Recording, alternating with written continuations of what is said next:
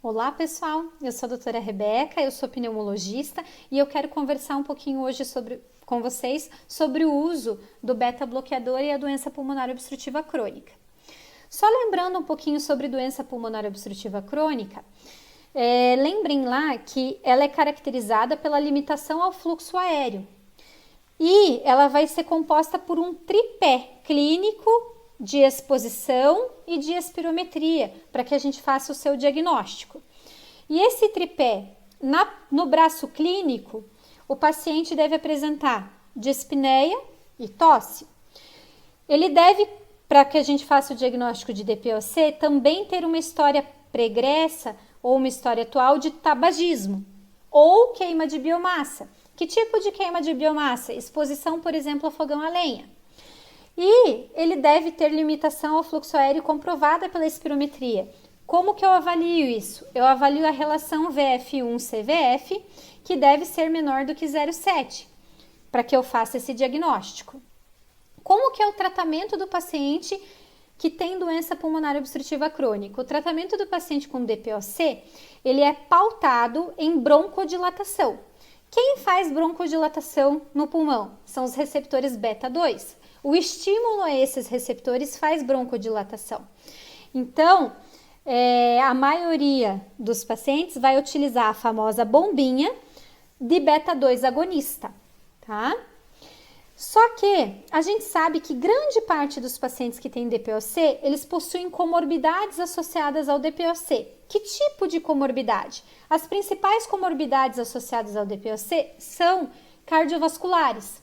Hipertensão, por exemplo, e outro exemplo é a insuficiência cardíaca de fração de ejeção reduzida. A gente sabe que pelo menos 30% dos pacientes com DPOC podem ter coexistindo ali uma ICC associada. Vejam aqui esse gráfico que eu mostro para vocês. Isso faz parte do meu estudo sobre doença pulmonar obstrutiva crônica. Eu avaliei 110 pacientes e aqui eu coloco para vocês um gráfico mostrando as principais comorbidades deles. E uma grande comorbidade que eles possuem é a hipertensão arterial sistêmica. Outra é cardiopatia. Dentro dessa cardiopatia aqui eu considerei insuficiência cardíaca de fração de ejeção reduzida e arritmias. Qual a principal arritmia que eu encontrei no meu estudo? Fibrilação atrial. Qual que é o tratamento que geralmente sempre vai constar no tratamento da ICC e também no controle da frequência da FA? Beta-bloqueador. Lembrando que também há pacientes que utilizam beta-bloqueador para o tratamento da hipertensão arterial sistêmica também, porque é uma droga possível no tratamento da hipertensão arterial sistêmica. E o que os estudos dizem sobre esse uso de beta-bloqueador e doença pulmonar obstrutiva crônica? Então, aqui tem um estudo de 2007 que ele vai falar pra gente que eles perceberam que os sintomas respiratórios e o fluxo aéreo do paciente, aqui caracterizado pela VEF1, eles não são alterados pelo bloqueio beta 1. Tá? O bloqueio beta 1 não interfere no estímulo beta 2. Então, por mais que o paciente use a bombinha com beta 2 agonista e faça o uso também do beta bloqueador, aparentemente não há interferência entre as duas intervenções. E em pacientes que possuem cardiopatia e DPOC, o bloqueio beta 1 vai superar os riscos de qualquer piora da dispneia relacionada a um broncoespasmo, por exemplo, que esse bloqueio beta 1 poderia fazer. Mais tarde surgiu esse estudo aqui em 2011 que vai justamente avaliar os efeitos dos beta-bloqueadores no tratamento da DPOC. É um estudo retrospectivo com todas as limitações que um estudo retrospectivo contém. O que eles viram nesse estudo? Eles avaliaram 5.977 pacientes com mais de 50 anos com DPOC e os desfechos que eles consideraram para o estudo foram mortalidade, exacerbações da DPOC e internações hospitalares. E o que eles observaram? Eles observaram, olhando para trás, que aqueles pacientes que tinham DPOC e tiveram a indicação, a prescrição de beta-bloqueador, principalmente aqui, a maioria dos pacientes tinha uma prescrição de beta-bloqueador cardioseletivo, 80% deles, eles perceberam uma redução de mortalidade nesses pacientes que utilizaram beta-bloqueador em adjuvância à terapia para DPOC. E isso levanta para nós uma curiosidade. Será que essa diminuição de mortalidade foi porque eu tratei a comorbidade para a qual aquele beta-bloqueador foi prescrito? Ou será que o uso do beta-bloqueador tem um efeito direto na doença pulmonar obstrutiva crônica? Não sabemos. Tínhamos que fazer mais estudos para responder essa pergunta. E aqui tem um outro estudo que eu mostro para vocês. Mais tarde, lá em 2015, publicaram esse estudo sobre o uso de beta-bloqueador para a doença pulmonar obstrutiva crônica. E o que eles acharam nesse estudo? Esse estudo era um pouquinho diferente dos anteriores, porque aqui a gente tinha um estudo prospectivo. É um braço de um grande estudo que é feito, que se chama COPD-GYN. Esses pacientes foram avaliados prospectivamente por 2 anos e nesse estudo foi visto quem recebeu beta-bloqueador ou não. E eles viram que quem recebeu o beta-bloqueador teve uma associação com a diminuição ali da taxa de exacerbações graves da DPOC. E daí surgiu a dúvida de novo.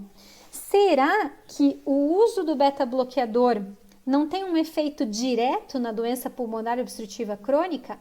Não reduz mortalidade, não reduz exacerbação, não só porque trata uma comorbidade, mas será que ele não tem um efeito direto? E postulou-se até que esse efeito de bloqueio dos receptores beta-1, por exemplo, poderiam estimular a produção de novos receptores beta-2. Isso foi uma das teorias postuladas na época.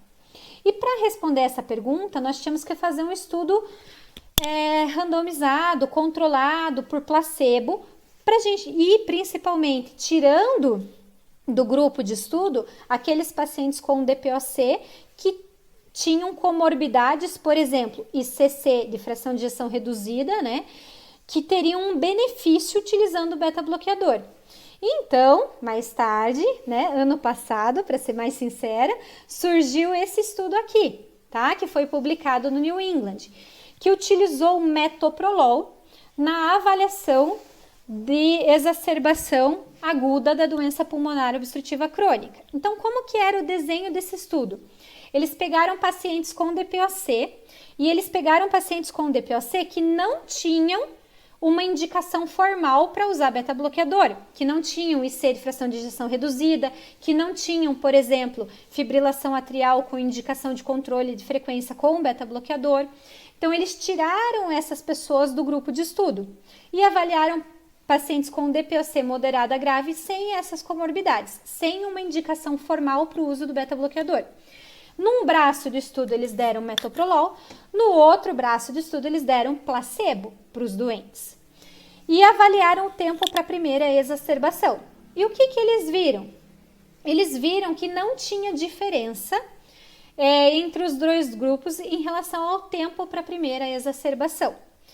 Então, depois desse estudo, chegou-se à conclusão que, na verdade, né, parcialmente, o que a gente tem de literatura até esse momento é que provavelmente esse efeito do beta-bloqueador é um efeito que está relacionado às comorbidades que o paciente tem. Então, realmente diminui a mortalidade ou diminui a taxa de exacerbação da doença por tratar a comorbidade. Qual comorbidade? A arritmia, a insuficiência cardíaca de fração de ejeção reduzida, a hipertensão arterial sistêmica, tá? E qual que é a recomendação que a gente faz quando um paciente vai iniciar beta-bloqueador e tem uma indicação formal para o uso do beta-bloqueador? Nós recomendamos preferir beta-bloqueadores cardioseletivos, beta-1 seletivos. E aqui eu trago uma tabela para vocês lembrarem quais são os beta-bloqueadores seletivos. Os beta-bloqueadores seletivos são, da nossa prática clínica principal, o atenolol, o bisoprolol, o metoprolol e o nebivolol. Daí vocês vão dizer assim, mas doutora, o que eu tenho disponível na rede básica geralmente é o carvedilol. para tratamento da insuficiência cardíaca. E frequentemente eu tenho só o carvedilol e eu tenho paciente com doença pulmonar obstrutiva crônica. Então eu vou dar uma dica para vocês. O carvedilol, ele não é cardioseletivo, mas nós temos que lembrar que a nossa conduta vai sempre pesar na balança o risco-benefício. Se for necessário eu tratar a insuficiência cardíaca do meu paciente, por exemplo, e tiver que usar carvedilol, porque é a única medicação que eu tenho disponível, eu vou pôr na balança e pesar o risco-benefício, tá? E vou prescrever se for necessário, se for de indicação clínica e se o benefício for maior do que o risco, ok?